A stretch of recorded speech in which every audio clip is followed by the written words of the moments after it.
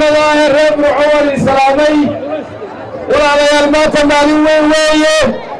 maalin taariikhda Soomaaliland geli doonta weeye maalin taariikhda Burco geli doonta weeye doorashada aynu dareernay micnaha aynu ka leenahay ee hawsha badan ay naga baxday waxa weeye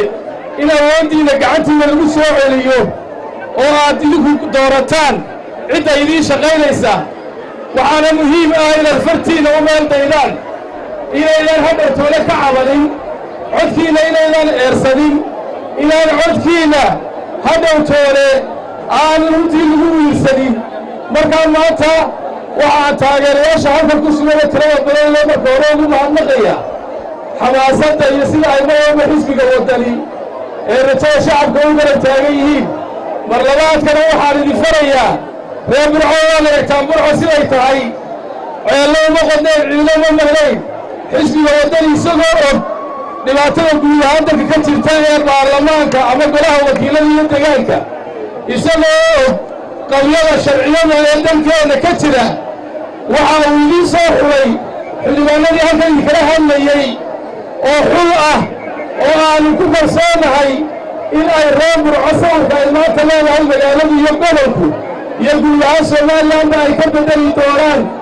waxay laakiin u baahan tahay taasi markaad idinku codkiina ku taageertaan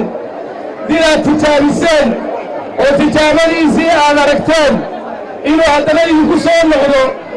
oo yidhaahdo haddana codkaysiiya caqligiinuu caayaya waxa kaloo reer Burco aad ogaataan oo aad ka ilbaxdaan rag baa biyiga ka barooranayey ama Burco ka barooranayey oo magacyo ma hore taariikhda galay oo shaqo qabtay oo qaranka u shaqeeyey oo rikoorkoodii qormay ku muusannaabayey maanta Axmed Silaayana la dooran maayo Ismaaciil Cali Abubakar dowladdii Soomaaliya loogan jiray madaxweyne ka dhigana la dooran maayo beelana la dooran maayo xildhibaanadii idiin shaqaynayey ee khashinka idinka gurayey ee magaalada qurxinaya Burco meel la dalxiiska ka dhigaya baa la dooranaya ee Cumar bin Cafuuf idinka kaxaynayey